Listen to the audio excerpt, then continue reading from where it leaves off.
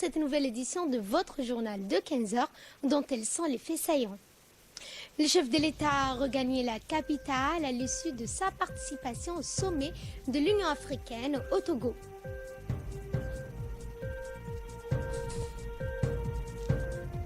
En Centrafrique, une dizaine de personnes ont trouvé la mort suite à une flambée de violence dans un camp de déplacés. Et nous entamons cette édition par le retour du président de la République, Ismaël Omar Guelleh, qui a regagné hier la capitale en provenance de Lomé, où il a pris part aux travaux d'un sommet extraordinaire de l'Union africaine sur la sécurité maritime. Au cours de cette rencontre, les chefs d'État et de gouvernement des pays africains ont adopté une charte contraignante sur la sûreté et la sécurité maritime. Ce document juridique vise entre autres à prévenir et réprimer la criminalité nationale et transnationale, notamment le terrorisme, la piraterie, les abordages de navires, le trafic de drogue, le trafic de migrants, la traite humaine et les trafics connexes tout genre en mer, ainsi que la pêche illicite non déclarée et non réglementée. La charte est également destinée à protéger l'environnement marin des États côtiers insulaires, mais aussi à promouvoir et renforcer la coopération en matière de lutte contre la piraterie.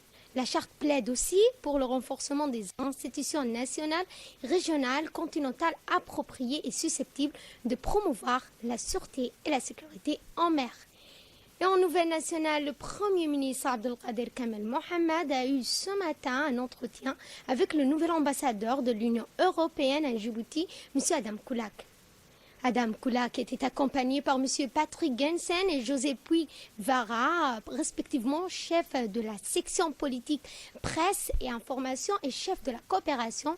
Le nouveau diplomate a exprimé ses vifs remerciements aux autorités du pays, en particulier au Premier ministre. Il a indiqué qu'il était honoré d'être affecté à Djibouti et a émis le souhait d'une coopération active dans le domaine du développement économique et social. Il a exprimé sa volonté d'améliorer la coopération entre l'Union européenne et la République de Djibouti. Il a mentionné au passage le projet en cours de négociation avec l'Union européenne comme l'usine de dessalement qui va bientôt être lancée. Pour sa part, le Premier ministre a félicité le nouveau diplomate pour la prise de ses fonctions et l'a assuré de son soutien et celui de son gouvernement. Le Premier ministre a entre autres rappelé que l'Union européenne participe au développement économique et surtout à la réalisation d'infrastructures sociales de base. Les discussions entre les deux hommes ont porté à l'issue des questions sur l'immigration illégale, sur la sécurité et sur le conflit dans les pays voisins, notamment le Yémen et la Somalie. Et célébration de la journée de l'alimentation. À l'instar des autres pays du monde, la République de Djibouti a célébré hier dans la localité d'Assaïla, à Dikil, la journée mondiale de l'alimentation. Cette journée a été célébrée le 16 octobre de chaque année. Elle a été initiée par l'Organisation des Nations Unies pour l'alimentation et l'agriculture, autrement dit la FAO. Le ministère de l'Agriculture, de l'eau, de la pêche, de l'élevage et des ressources halieutiques et le bureau de la FAO organisent conjointement cette journée. La population d'Assaïla a chaleureusement accueilli la délégation venue de la capitale et du chef-lieu. Des danses folkloriques, comme vous les voyez sur ces images, ont été réservées aux officiels et à leurs accompagnateurs. Des thèmes choisis pour cette année 2016 fait valoir si le climat change, l'agriculture et notre alimentation sont aussi impactées. Ce thème fait référence aux questions liées au changement climatique alors qu'il faut continuer à garantir la sécurité alimentaire d'une population mondiale en forte croissance. Les hausses des températures affectent le rendement des cultures. Parmi les personnalités qui se sont déplacées à Assaïla figure en tête le ministre de l'Agriculture, de l'eau, de la pêche, de l'élevage, ainsi que M. Ahmed Awale, la directrice Mme Suleiman, ainsi que plusieurs conseillers responsables de ce grand département. Dans ses efforts de donner la voix aux populations des régions pour l'organisation de cet événement ici, à Assaïla, aujourd'hui dans la région de Dikil. Je voudrais tout d'abord remercier le sous-préfet de Assaïla, ainsi que le préfet et le président du conseil régional de la région de Dikil pour leur accueil et appui à l'organisation de cet important événement. Cette année, le thème choisi qui résonne particulièrement avec le texte djiboutien et notamment avec la situation ici à Asséla est le climat change, l'alimentation et l'agriculture aussi. Je voudrais donc commencer par partager avec vous le message du secrétaire général de la FAO. Avec l'accroissement de la population mondiale, nous devrons faire face de plus en plus à une augmentation de la demande de nourriture. Or, partout dans le monde, des températures records, la montée du niveau de la mer et des sécheresses et des inondations plus fréquentes et plus graves dues au changement climatique frappent déjà les écosystèmes. L'agriculture également et notre capacité de production alimentaire.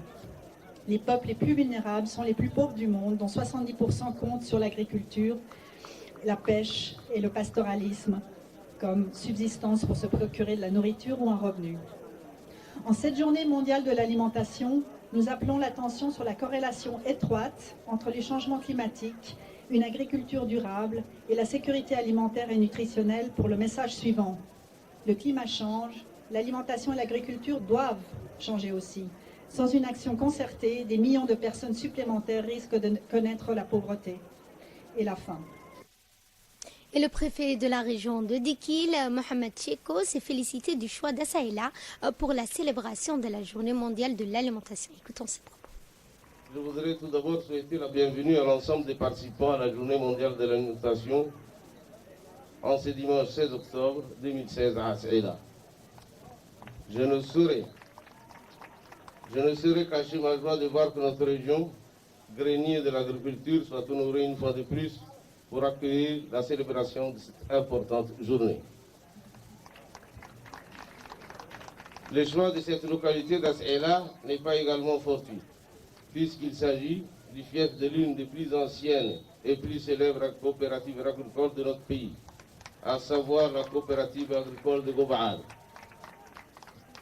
Ceci dit, je voudrais profiter de cette occasion pour adresser un hommage appuyé à Monsieur le ministre de l'Agriculture ainsi qu'à tous les partenaires qui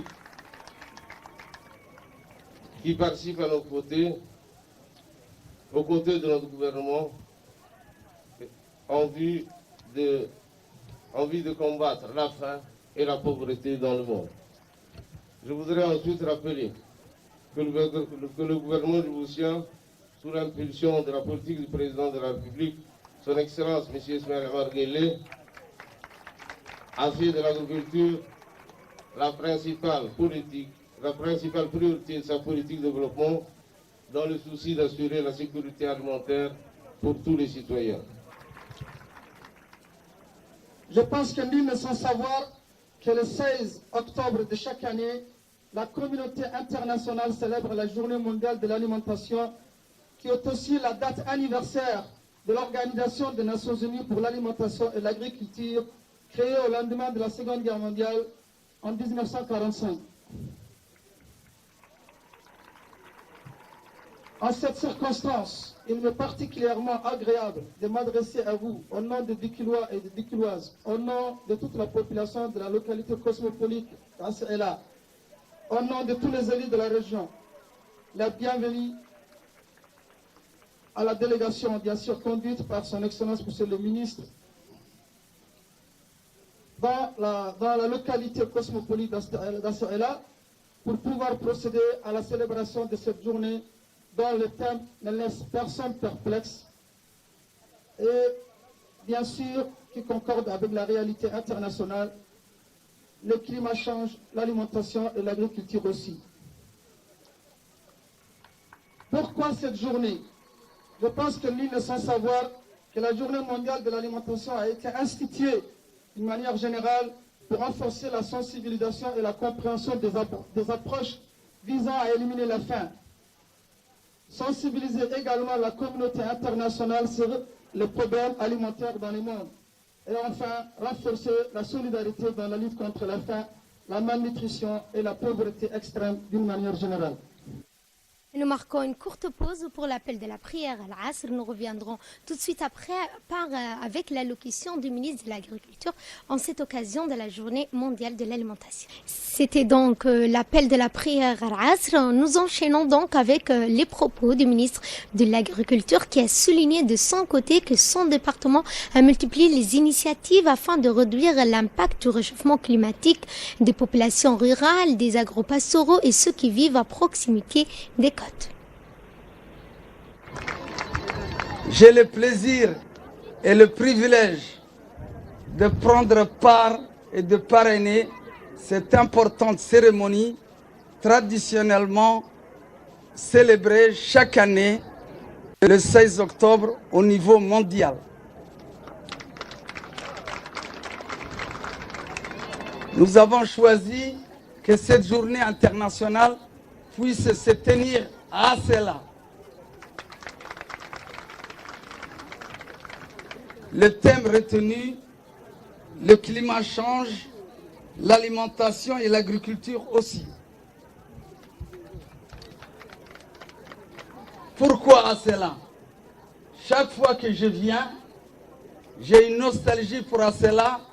C'est en 1978 que j'ai commencé à travailler dans les métiers agricoles.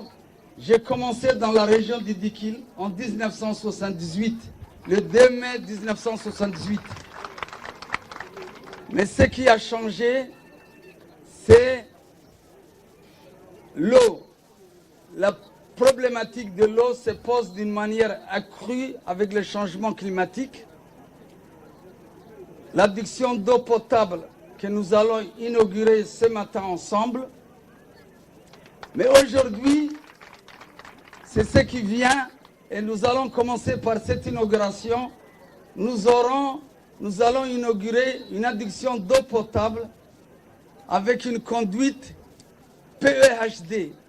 Excusez-moi du terme un peu technique, mais PEHD, ça veut dire qu'il ne peut pas rouiller. C'est pour 100 ans. C'est les conduites que nous avons choisies également pour la ville de Djibouti. C'est un peu cher, mais il fallait le faire pour que dans les 50 à 70 années à venir, cette conduite va rester telle qu'elle est. Il faut que les jeunes prennent la relève, qu'ils prennent en main la gestion de la coopérative agro-élevage du Gobaad. Vous avez le savoir-faire. Vous n'êtes pas comme d'autres régions qui n'ont pas connu l'agriculture, mais ici, l'agriculture est presque ancestrale. Donc, vous pouvez prendre la relève et je crois que je vous donnerai un exemple dans d'autres régions qui étaient nomades il y a peu de temps. La région d'Assamo, ça a fait une tache d'huile parce qu'il y a eu des jeunes qui ont quitté Djibouti et qui se sont installés dans la région d'Assamo et qui ont donné le dynamisme. Mais je crois que Gobaad a beaucoup plus de savoir-faire, a beaucoup plus de ressources humaines que la région d'Assamo. Vous pouvez rapidement défier tous les problèmes que vous rencontrez. Nous allons vous aider pour devenir à nouveau la première coopérative agro-élevage de la République de Djibouti. Toujours en nouvelle nationale, un atelier régional organisé conjointement avec la plus grosse compagnie d'offres de services de télécommunications par satellite, Intelsat, et la Société nationale des télécommunications Djibouti Telecom s'est ouvert ce matin à l'hôtel Kempinski. Cet atelier vise à consolider la place de Djibouti comme hub ou centre régional des connexions par satellite pour les pays de la sous-région. Les représentants d'Intelsat ont annoncé l'offre de nouveaux services aux opérateurs et entreprises de la sous-région et de leur choix de Djibouti Telecom comme principal partenaire. Intelsat a présenté lors de cet atelier ses services innovants dénommés Intelsat Epic. Celle-ci permettra donc de recourir à plusieurs bandes passant ou de fréquences. Le débit étant ainsi mis au plus important. En pleine croissance. Il faut juste préciser qu'Intelsat est leader du marché et précurseur de cette évolution technologique. Nous aurons l'occasion de discuter avec les experts d'Intelsat les dernières innovations technologiques en matière des satellites, technologie HTS, High Throughput Satellite. Différents points seront abordés au cours de cet atelier. La performance, la couverture et le contrôle de la plateforme Intelsat EPIC. Une approche novatrice en architecture de réseau utilisant à la fois plusieurs bandes de fréquences en faisceau à large couverture pour offrir plus de débit par unité de spectre. Les solutions satellites sont largement utilisées pour la couverture radio des zones rurales et la diffusion des médias audiovisuels. Grâce à notre téléport et nos partenaires fournisseurs des solutions satellites, Djibouti Telecom propose des offres adaptées et compétitives, combinant satellites et câbles sous-marins aux opérateurs de la région. La consolidation de notre hub régional, qui est également un hub pour les médias, il faut bien le préciser, hub pour le télécom, hub pour l'Internet, mais également hub pour les médias, est une de nos priorités et nous sommes disposés à faire bénéficier les opérateurs de la région de nos infrastructures de télécommunications. Ensemble, nous pouvons mettre en place des modèles gagnants-gagnants et nous sommes convaincus. Et pour conclure, je vous souhaite un succès pour vos travaux et des discussions fructueuses sur les différents thèmes qui seront abordés. C'est donc les précisions du directeur général des télécoms, Mohamed Assaoui Bouh. Et dans son discours, le ministre de la Télécommunication, Abdi Youssouf Sougué, a rappelé l'importance des nouvelles technologies, qu'a-t-il dit, ont révolutionné l'industrie mondiale des télécommunications et les satellites ont été les premiers à être utilisés. Il a également souligné dans son allocution le choix d'Intelsat de lancer ces nouveaux services haut débit satellitaire à partir de Djibouti. Écoutons ses propos. En ce jour du 17 octobre 2016, où nous lançons officiellement cet atelier régional, permettez-moi de vous souhaiter la bienvenue, honorables invités et chers participants, et de vous remercier, de vous présenter mes remerciements pour votre présence. Je voudrais également adresser mes vifs remerciements à la société Intelsat pour l'organisation de cet atelier. Cet atelier examinera comment les nouvelles technologies ont révolutionné l'industrie mondiale de télécommunications. Depuis les réseaux cellulaires et satellitaires jusqu'aux télécommunications et radiodiffusion, induisant dans le même temps d'énormes opportunités et défis. Djibouti a commencé les services de télécommunications avec Intelsat il y a très longtemps. Et depuis, notre relation n'a cessé de croître. La tenue du présent atelier ici en témoigne.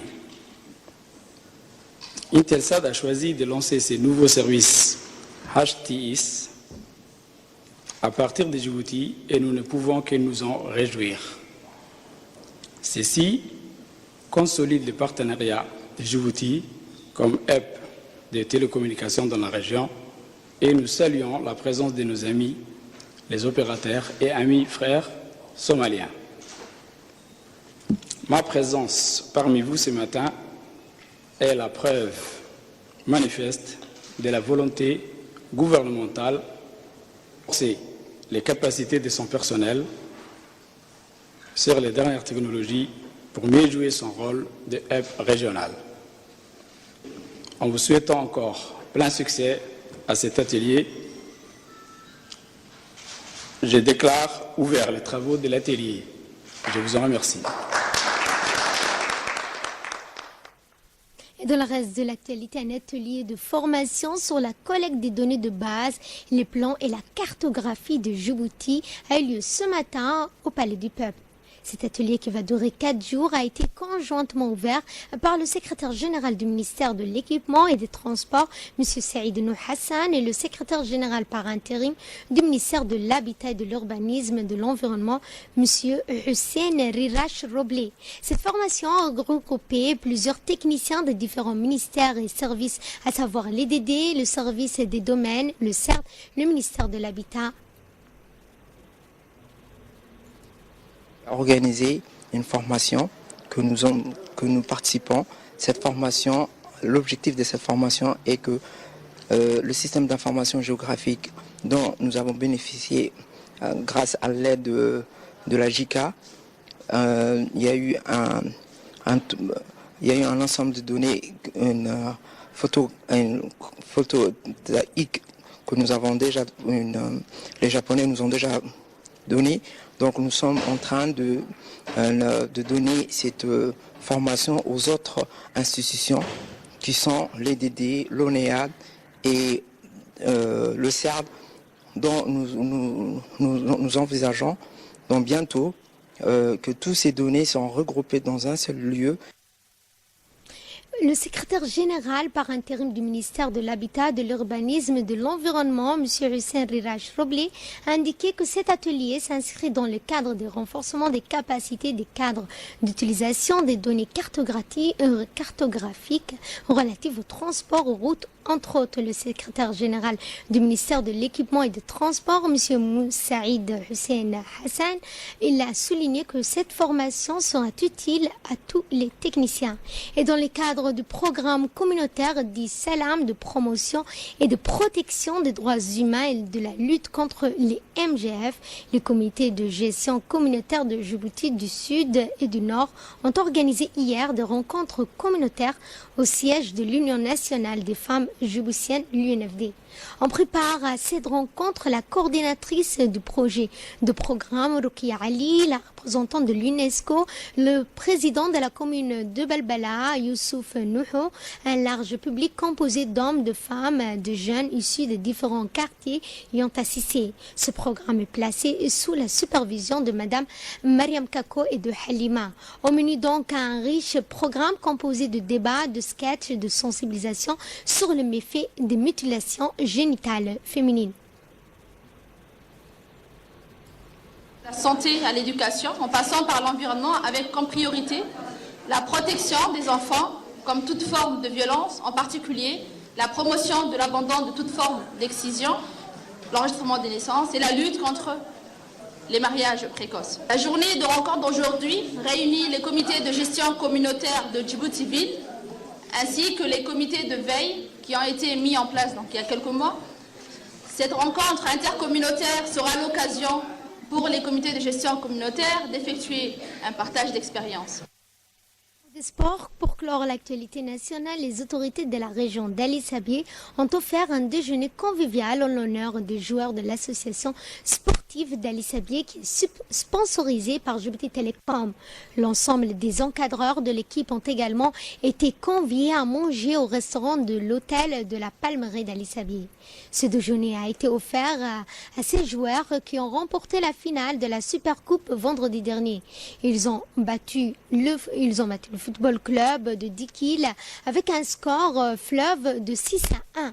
Cet événement teinté de fraternité, de convivialité a vu la participation du préfet de la région, Mohamed Waberi Assoué, du président du conseil régional, Omar Ahmed Ouaes, du président de l'association sportive d'Ali Sabié, Abdelkader Douale Ouaes, ainsi que de nombreuses autres personnes.